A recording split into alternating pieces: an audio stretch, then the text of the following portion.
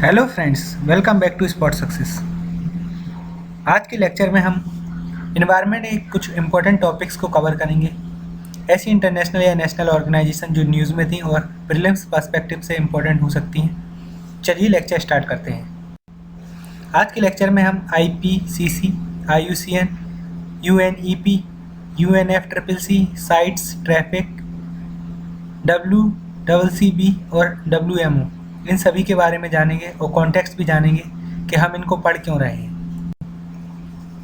IPCC के बारे में पढ़ें तो inter governmental panel on climate change ने अभी 2 स्पेशल रिपोर्ट्स को निकाला है 2019 में, इसलिए हम इसको कवर करेंगे। Special report on ocean and cryosphere in changing climate means climate का क्या इम्पैक्ट होता है ओशियन और क्रायोस्फीयर में, एक रिपोर्ट में यह बताया गया। सेकेंड रिपोर्ट थी special report on climate change and land means climate change का क्या इम्पैक्ट होता है लैंड पर, एक रिपोर्ट में वो कवर किया गया। तो हम सिर्फ ऑर्गेनाइजेशन को कवर कर रहे हैं, स्पेशल रिपोर्ट्स को हम दूसरी वीडियो में कवर करेंगे। अभी हम सिर्फ ऑर्गेनाइजेशन के बारे में जानेंगे। IPCC की अगर बात करें फ्रेंड्स तो 5 या 6 साल में यह असेसमेंट रिपोर्ट निकालता है। मेन असेसमेंट रिपोर्ट यह 5 या 6 साल में निकालता है और अभी रिसेंटली इसने 5th असेसमेंट रिपोर्ट निकाली थी और जो 6th असेसमेंट रिपोर्ट निकाली जाएगी वो 2021 और 22 में निकाली जाएगी।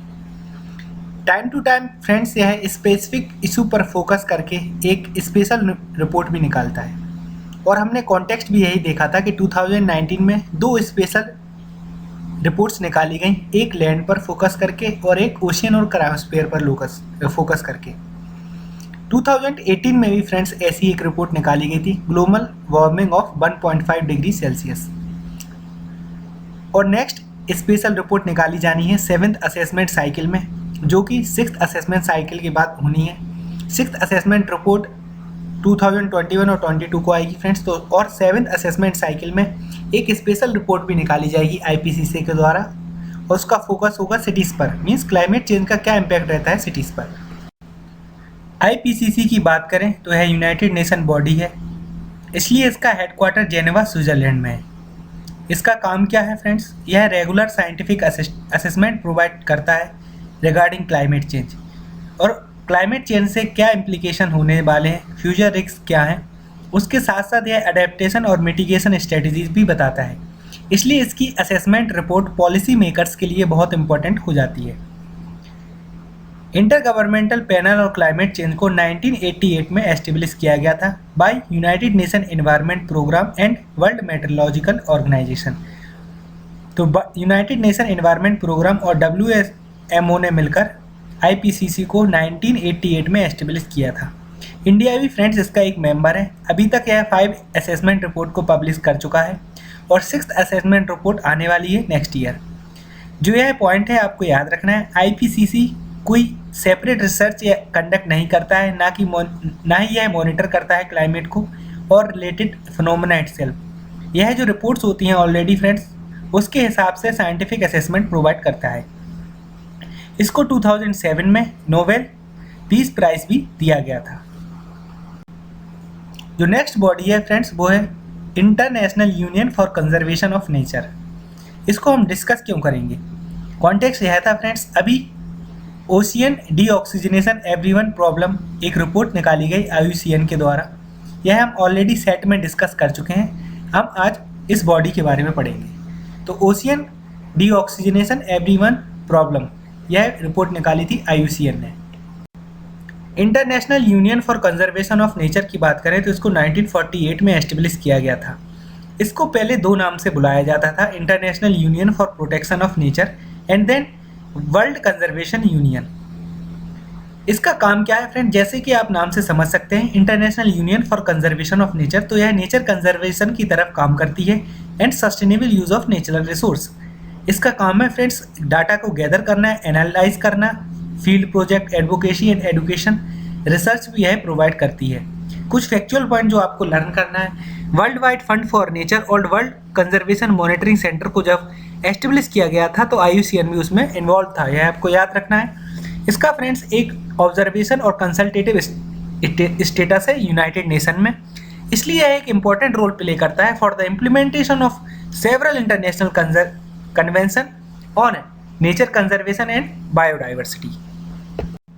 IUCN हमने जैसा अभी देखा कि रिसर्च करता है, डाटा गैदरिंग एनालिसिस करता है, इसलिए इसका काम फ्रेंड्स पब्लिक सपोर्ट को मोबिलाइज करना नहीं है, बल्कि जो गवर्नमेंट के एक्शन होते हैं, पॉलिसीज होती हैं, उनको इन्फ्लुएंस करना इसका काम है। और जितने भी स्टेक होल्डर्स हैं फ्रेंड्स, उनको इन्फॉर्मेशन और एडवाइस प्रोवाइड करती है थ्रू बिल्डिंग पार्टनरशिप।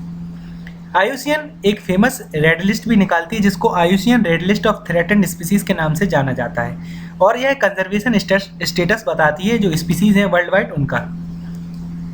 अभी फ्रेंड्स IUCN में जो मेंबरशिप है वो 1400 गवर्नमेंटल और नॉन गवर्नमेंटल ऑर्गेनाइजेशन की, और इसका जो हेडक्वार्टर है वो ग्लैंड स्विट्जरलैंड में है। IPCC का हेडक्वार्टर जेनेवा स्विट्जरलैंड में था क्योंकि वह यूनाइटेड नेशन की बॉडी थी। IUCN एक इंटरनेशनल ऑर्गेनाइजेशन है, इसलिए इसका हेडक्वार्टर ग्लैंड स्विट्जरलैंड में है। नेक्स्ट जो बॉडी है वो यूनाइटेड नेशन एनवायरनमेंट प्रोग्राम है। इसने अभी 10th एडिशन निकाला है ऑफ एमिशन गैप रिपोर्ट 2019। इस रिपोर्ट को हम बाद में कवर करेंगे, अभी हम इस ऑर्गेनाइजेशन के बारे में पढ़ लेते हैं। यूनाइटेड नेशन एनवायरनमेंट प्रोग्राम एक ग्लोबल एनवायरमेंटल अथॉरिटी है। सिंस यह ग्लोबल एनवायरमेंटल अथॉरिटी है, इसलिए ग्लोबल एनवायरमेंटल एजेंडाज को सेट करती है और इंश्योर करती है कि सस्टेनेबल डेवलपमेंट गोल्स हैं जो यूनाइटेड नेशन सिस्टम के अंदर, उनका फ्रेंड्स कोहेरेंट इम्प्लीमेंटेशन हो। इसका जो हेडक्वार्टर है वो नैरोबी केन्या में है, और 95% of its funding come from voluntary contribution. यह कुछ पब्लिकेशंस को भी निकालता है, जैसे अभी हमने देखा 10th एमिशन गैप रिपोर्ट को निकाला गया। यह फ्रेंड्स अदर पब्लिकेशन को निकालता है, जैसे atlas of our changing environment, global environmental outlook important है, आवर प्लेनेट, चुंजा। यूनाइटेड नेशन एनवायरनमेंट असेंबली इसकी एक गवर्निंग बॉडी होती है यूनाइटेड नेशन एनवायरनमेंट प्रोग्राम की। सिंस यह ग्लोबल एनवायरमेंटल अथॉरिटी, इसलिए यूनाइटेड नेशन एनवायरमेंटल असेंबली भी फ्रेंड्स वर्ल्ड्स की highest level decision making body है एनवायरनमेंट में। और यह फ्रेंड्स इसमें यूनिवर्सल मेंबरशिप है ऑफ ऑल 193 मेंबर स्टेट। तो आपको यह रखना है कि यह इसका जो हेडक्वार्टर है वो नैरोबी केन्या में है, और वॉलंटरी कंट्रीब्यूशन से ज़्यादातर इसकी फंडिंग आती है। यह कुछ जो मल्टीलेटरल एनवायरमेंटल एग्रीमेंट्स हैं उनके सेक्रेटेरिएट को भी होस्ट करता है। आप देख सकते हैं friends, CBD, sites, मिनामाता convention, vessel, Rotterdam, Stockholm convention, Vienna convention for Protection of ozone layer and Montreal protocol, CMS, Carpathian convention, Bamako convention friends Africa में कोई हजार्डस वेस्ट इम्पोर्ट ना हो उससे रिलेटेड है, एंड तेहरान कन्वेंशन। हम इन सभी convention को different video में डिटेल से कवर करेंगे। अगर हम अवार्ड देखें यूनाइटेड नेशन एनवायरनमेंट प्रोग्राम का, तो फ्रेंड्स यह 3 मेजर अवार्ड्स को देता है। Champion of the earth award तो आपने सुना ही होगा, यह हाईएस्ट एनवायरमेंटल ऑनर है। नेक्स्ट है friends seed awards. Seed awards basically local small entrepreneurs को दिया जाता है अगर वो एंटरप्रेन्योर्स सोशल और इन्वायरमेंटल बेनिफिट्स को इंक्लूड करते हैं अपने बिजनेस मॉडल्स में। सासाकावा अवार्ड फ्रेंड्स CDS में भी पूछा गया था। सासाकावा अवार्ड इंडिविजुअल और ऑर्गेनाइजेशंस को रिकॉग्नाइज करता है for their contribution to protection of environment and promotion of sustainable development. Next हम ऑर्गेनाइजेशन की बात करें तो वर्ल्ड मेट्रोलॉजिकल ऑर्गेनाइजेशन के बारे में पढ़ेंगे। यह फ्रेंड्स हर साल स्टेट ऑफ ग्लोबल क्लाइमेट निकालती है, तो 2019 में भी यह रिपोर्ट को निकाला गया। वर्ल्ड मेट्रोलॉजिकल ऑर्गेनाइजेशन की बात करें तो यह इंटर गवर्नमेंटल ऑर्गेनाइजेशन है और एक स्पेशलाइज्ड एजेंसी यूनाइटेड नेशन के अंदर, इसलिए इसका जो हेडक्वार्टर है वो जेनेवा स्विट्जरलैंड में है। यह काम करती है friends for meteorology, hydrology and related geophysical sciences. इसमें फ्रेंड्स 193 मेंबर कंट्रीज मेंबरशिप है इसमें, और यह एक मेंबर भी है friends United Nation Development Group का, यह आपको याद रखना है। और इसकी जो सुप्रीम बॉडी है डिसीजन मेकिंग वो वर्ल्ड मेट्रोलॉजिकल कांग्रेस है। वर्ल्ड मेट्रोलॉजिकल ऑर्गेनाइजेशन ने अभी एक हाई माउंटेन समिट को भी ऑर्गेनाइज किया था जेनेवा में, इसके हेडक्वार्टर में। इसका काम है फ्रेंड्स जो हाई डिसीजन मेकर्स होते हैं और लोकल एक्टर्स होते हैं उनके बीच में एक हाई लेवल डायलॉग को एनकरेज करता है, और इस हाई लेवल डायलॉग को friends science based, user driven और इंफॉर्मेशन सिस्टम इंक्लूड करके बनाया जाता है। अल्टीमेटली इसका गोल होता है कि सस्टेनेबल डेवलपमेंट को प्रमोट किया जाए और माउंटेन रीजन और डाउन स्ट्रीम रीजन में रिस्क को रिड्यूस किया जाए। नेक्स्ट हम United nation framework convention on climate change के बारे में पढ़ेंगे। क्यों पढ़ेंगे फ्रेंड्स हम इसको? क्योंकि अभी COP या कॉन्फ्रेंस ऑफ पार्टी को ऑर्गेनाइज किया गया था मैड्रिड स्पेन में, और प्रेसिडेंसी फ्रेंड चाइल्ड की थी इस बार। UNFCCC जैसा कि नाम है, United nation framework convention on climate change. यह फ्रेंड्स क्लाइमेट चेंज को कॉम्बैट करने के लिए और जो ग्रीन हाउस गैस एमिशन की वजह से ग्लोबल टेम्परेचर राइज हो रहा है और उससे जो क्लाइमेट चेंज हो रहा है उसके इम्पैक्ट को कम करने के लिए यह एक फ्रेमवर्क प्रोवाइड करता है फॉर इंटरनेशनल कोऑपरेशन। इसको 1992 में एस्टेब्लिश किया गया था।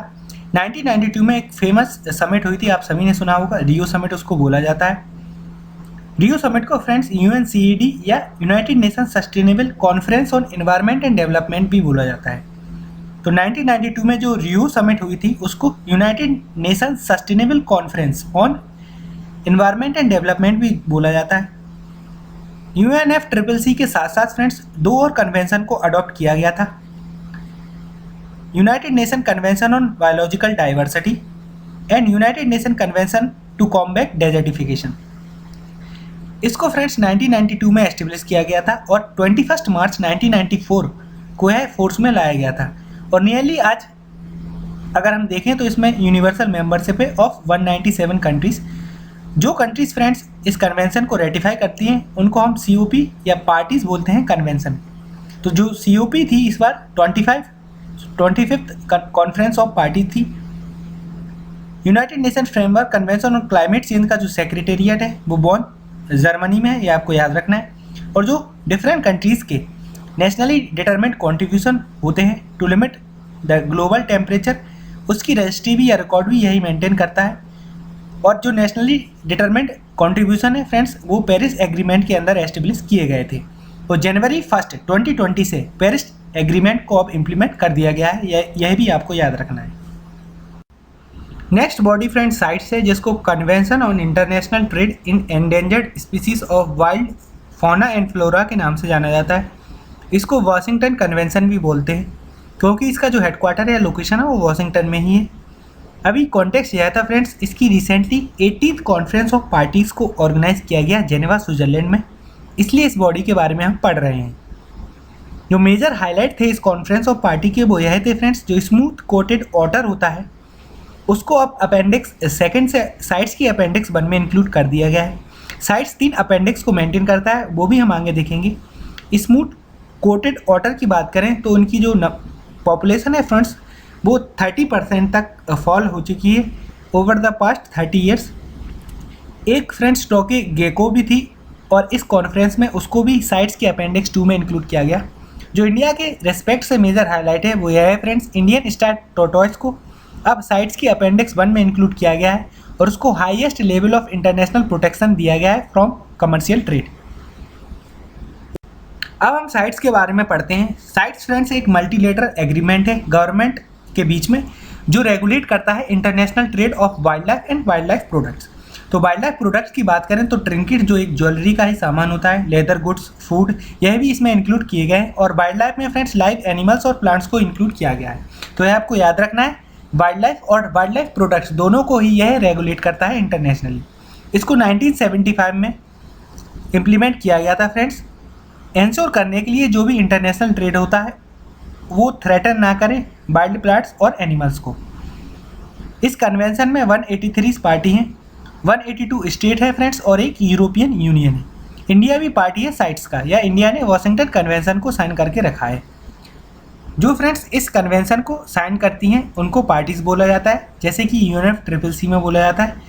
और आपको यह मेन चीज़ याद रखनी है कि यह लीगली बाइंडिंग है फ्रेंड्स, यह लीगली बाइंडिंग कन्वेंशन है। एवरी 2 to 3 ईयर्स साइट्स की फ्रेंड्स मीटिंग होती है जिसको कॉन्फ्रेंस ऑफ पार्टीज़ बोला जाता है। और अभी रिसेंटली कॉन्फ्रेंस ऑफ पार्टीज़ 18 को ऑर्गेनाइज किया गया जेनेवा में। एम हम फ्रेंड्स इसका ऑलरेडी देख चुके हैं कि इंटरनेशनल ट्रेड भी होता है जो वाइल्ड लाइफ और वाइल्ड लाइफ प्रोडक्ट्स में, वह वो थ्रेटन ना करे the survival of species in the wild. अगर हम टाइमलाइन को देखें फ्रेंड्स तो कुछ स्पीसीज़ को इंक्लूड किया गया था। 1973 में साइट्स बना था, 1975 में इसको फोर्स में लाया गया। 1977 में फ्रेंड्स जो राइनो का इंटरनेशनल ट्रेड होता है उसको बंद किया गया। देन 1987 में commercial trade in tigers was banned. 1989 में फ्रेंड्स अफ्रीकन एलिफेंट्स में जो आइवरी का जो ट्रेड होता था उसको बैन किया गया। 2009 और 2016 में भी कुछ एनिमल्स को अपेंडिक्स में इंक्लूड किया गया। 2016 में फ्रेंड्स पेंगोलिन को अपेंडिक्स 1 में इंक्लूड किया गया। साइट्स की फ्रेंड्स अपेंडिक्स बहुत इंपॉर्टेंट है। नियरली 5800 एनिमल स्पीसीज़ को कवर किया है इन अपेंडिक्स में और 30,000 प्लांट स्पीसीज़ को भी कवर किया गया है और उनके रिस्क के हिसाब से उनको 3 अपेंडिक्स में बांटा जाता है। पहली अपेंडिक्स में ऐसे एनिमल्स को इंक्लूड किया जाता है या प्लांट स्पीसीज़ को जो फ्रेंड्स एक्सटेंशन की कगार पर हैं बिकॉज ऑफ इंटरनेशनल ट्रेड। तो ऐसी स्पीसीज़ का कमर्शियल ट्रेड के लिए पर्पज़ होता है वो तो कम्प्लीटली प्रोहिबिटेड भी है और इम्पोर्ट और एक्सपोर्ट के लिए फ्रेंड्स परमिट्स की रिक्वायरमेंट होती है और रिसर्च और लॉ एनफोर्समेंट पर्पज़ के लिए अगर ट्रेड करना पड़ता है तो वो अलाउ होता है, लेकिन यह भी इंश्योर करना पड़ता है कि स्पीसीज़ को कोई हर्ट ना हो। इसी को फ्रेंड्स नॉन डेट्रीमेंट फाइंडिंग के नाम से जाना जाता है। तो नॉन डेट्रीमेंट फाइंडिंग जो वर्ड है वो किससे रिलेटेड है? अपेंडिक्स 1 से रिलेटेड है। साइट्स की यह आपसे पूछा जा सकता है indirect question. Asiatic lion, tigers और इंडियन स्टार टोर्टोइस को अभी अपेंडिक्स 1 में इंक्लूड किया गया है। अपेंडिक्स 2 की बात करें तो इसमें ऐसी स्पीसीज होती हैं जो इमिनेंट एक्सटेंशन तो फेस नहीं कर रही हैं, लेकिन अगर उनके इंटरनेशनल ट्रेड को रेगुलेट नहीं किया गया तो वो ज़रूर एक्सटेंशन की कगार पर आ सकती हैं। अमेरिकन एलिगेटर्स कुछ स्पीसीज हैं फ्रेंड्स जिसको अपेंडिक्स 2 में डाला गया। अपेंडिक्स 3 की बात करें तो इसमें ऐसी स्पीसीज़ को इंक्लूड किया गया है जो किसी भी एक कंट्रीज़ में प्रोटेक्टेड हो। 183 जो पार्टीज़ हैं फ्रेंड्स, उन अगर किसी एक कंट्रीज़ में कोई स्पीसीज प्रोटेक्टेड हो और वो कंट्री मांग करती है कि इसके जो ट्रेड है उसको रेगुलेट किया जाए तो ऐसी स्पीसीज़ को अपेंडिक्स 3 में इंक्लूड किया जाता है। अगर एग्जाम्पल से हम समझे तो हनी बेजर जो IUCN की लीस्ट कंसर्न की कैटेगरी में आता है और बोत्सवाना में अगर जो उनकी पॉपुलेशन है वो साइट्स की अपेंडिक्स 3 में डाला गया है, क्योंकि अगर इसको अपेंडिक्स 3 में नहीं डाला जाता तो इसका फ्रेंड्स एक्सप्लॉयटेशन किया जा सकता था अदर अफ्रीकन कंट्रीज़ के द्वारा for use in traditional medicine and as bushmeat. TRAFFIC के बारे में अगर हम बात करें फ्रेंड्स तो इसका कॉन्टेक्स्ट यह है कि अभी एक रेड पांडा से रिलेटेड असेसमेंट को जारी किया गया जिसका नाम था assessment of illegal trade related threat to red panda in India and selected neighbouring range countries. उसको अभी रिलीज़ किया गया है ट्रैफिक के द्वारा, जो कि एक wild life trade monitoring network है।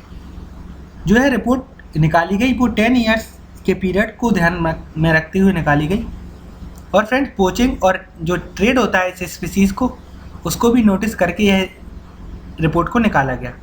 रेड पांडा की अगर हम बेसिक बात करें तो है ईस्टर्न हिमालयस और सदर्न वेस्टर्न चाइना में पाया जाता है और IUCN की यह एंडेंजर्ड की लिस्ट में आता है 2008 से। इंडिया में इसको वाइल्ड लाइफ प्रोटेक्शन एक्ट 1972 के शेड्यूल 1 में रखा गया है, मीन्स हाईएस्ट प्रोटेक्शन दिया गया है। ट्रैफिक की बात करें तो इसको wild life trade monitoring network के नाम से भी जाना जाता है। इसको 1976 में फाउंड किया गया था और इसका हेडक्वार्टर कैम्ब्रिज यूनाइटेड किंगडम में है और इसके कुछ ऑफिसेज लोकेटेड है 15 डिफरेंट लोकेशन में in Africa, Asia, America, Europe and ओशियनिया।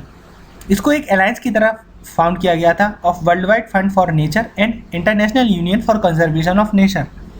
हम IUCN के बारे में ऑलरेडी डिस्कस कर चुके हैं। इसका एम क्या है? To ensure that trade in wild plants animals is not the threat to conservation of nature. यह फ्रेंड्स इन्वॉल्व रहती है रिसर्च में, publication of reports, project, education, outreach, advocacy on the issues of wild life trade.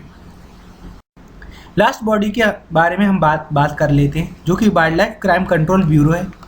Friends अभी एक operation को launch किया गया था, कॉन्टेक्स्ट यही है ऑपरेशन क्लीन आर्ट को। उसका पर्पस था फ्रेंड्स टू एंश्योर दैट जो मंगूस हेयर ब्रश होते हैं उसके ट्रेड को रोका जाए। और एक और कॉन्टेक्स्ट था friends United Nation Environment India और wild life Crime Control Bureau ने अभी एक अवेयरनेस कैंपेन को लॉन्च किया था, not all animals migrate by choice, जो इसको फ्रेंड्स डिस्प्ले भी किया गया था at major airports across the countries. इसलिए हम इस बॉडी के बारे में पढ़ लेते हैं, wild life Crime Control bureau. Wild life Crime Control bureau के बारे में बात करें तो यह एक स्टैट्यूटरी बॉडी है। इसको 2007 में एस्टेब्लिश किया गया था by amending Wild Life Protection Act of 1972। That is why it is an statutory body and works under Ministry of Environment, Forest and Climate Change. The mandate of this body is to combat organized wild life crime.